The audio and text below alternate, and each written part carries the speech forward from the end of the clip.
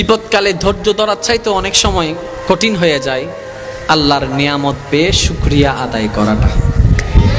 কারণ একটু ঠান্ডা মাথায় খেয়াল করে দেখলে দেখবেন আমাদের জীবনে নাই কি সেটা নিয়ে আমাদের আফসোসের শেষ নাই, কিন্তু না চাইতে আল্লাহ দয়া করে কি কি দিয়েছেন সেটা নিয়ে শুকরিয়া আদায় করতে পারি না।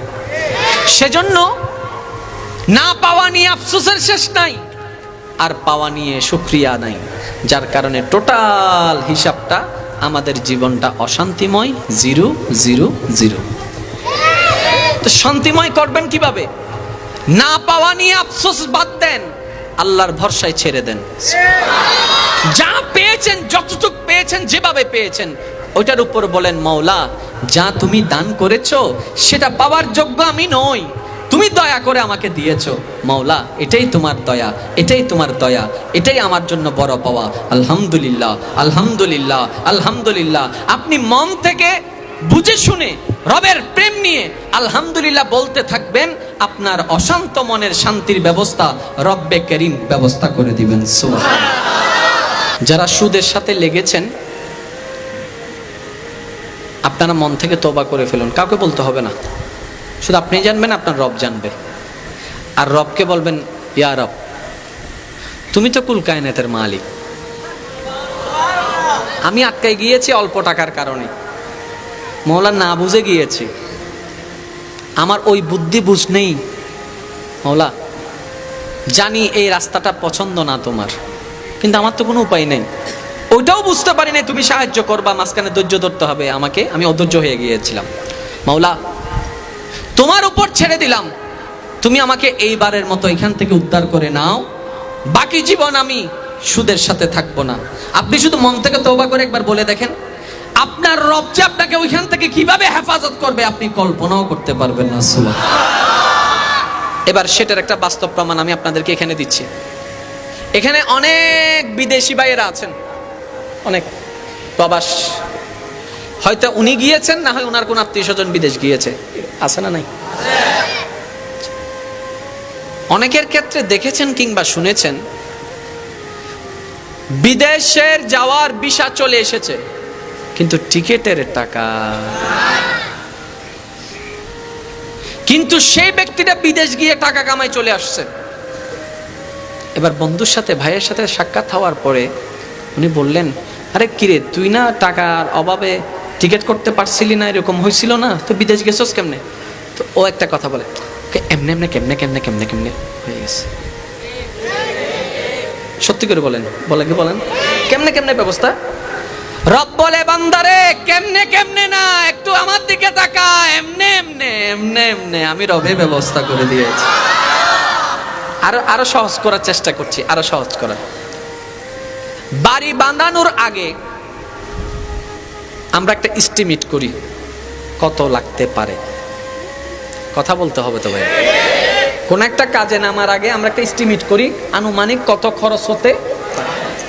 সত্যি করে বলেন তো, বাড়ি কিংবা গাড়ি কিংবা আপনার বিয়ে বাড়ি যাই হোক না কেন, খরচ কি এস্টিমেট মোতাবেক হয় নাকি তার চাইতে বেশি হয়? আমরা করি একরকম, হয়ে যায়, অন দ্য স্পটে গেলে এটা চেঞ্জ হয়। এমন অনেক মেয়ের বাবা এখানে আছেন, ছেলের বাবারা আছেন, মেয়ের বিয়ে সামনে, ছেলের বিয়ে সামনে, আত্মীয় স্বজনের দাওয়াত দেওয়া শেষ,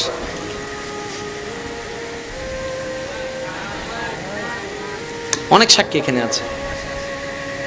আমি বললাম, বাবা, চাচা, ভাইয়া, আপনার মেয়ের বিয়ে কি আটকাই ছিল?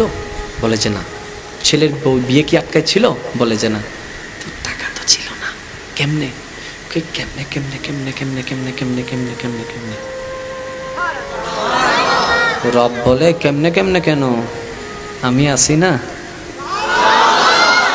আর একটু জোরে বলতে হবে। এমন বাস্তবতার সাক্ষী এখানে অনেকেই আছেন।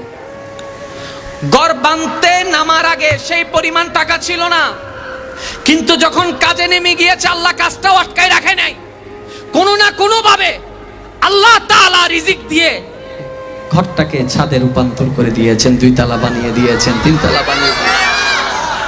তাহলে আপনি একটু ভাবেন তো, এমনি টাকা নাই, এতগুলো টাকা আসলো কিভাবে? এটাই হচ্ছে রবের রহমত। এটাই হচ্ছে রবের নিজাম। বান্দা যখন আটকিয়ে যায়, রব তখন রহমত দিয়ে ওই বান্দাকে ওই গর্ত থেকে তোলার ব্যবস্থা করে দেন। এবার আপনি একটু ভাবেন, এই সারা বিশ্বকে চালাচ্ছেন উনি কে? জোরে বলেন না। বর্তমানে বিজ্ঞানের মারেফতের মাধ্যমে আমরা জানতে পারলাম, এই পৃথিবীর তুলনায় প্রায় 9 লক্ষ গুণের চাইতেও বেশি বড় হচ্ছে একটা সূর্য। প্রত্যেক দিন সেই সূর্যকে পূর্ব আকাশে তুলে কে, আবার পশ্চিম আকাশে অস্তমিত করে কে? তাহলে যেই আল্লাহ এত বিশাল একটা সূর্যকে প্রতিদিন টাইম টু টাইম তুলতে পারেন, ডুবাতে পারেন, সেই আল্লাহ কি আপনাকে আমাকে একটু চালাইতে পারে না? যে রব এত বিশাল বিশ্ব ব্রহ্মাণ্ডকে প্রতিটা মুহূর্তে চালাইতে পারে, সূর্যের তো ডুপ্লিকেট করার প্রয়োজন হয় নাই, চাঁদের তো ডুপ্লিকেট পথে যাওয়ার প্রয়োজন হয় নাই।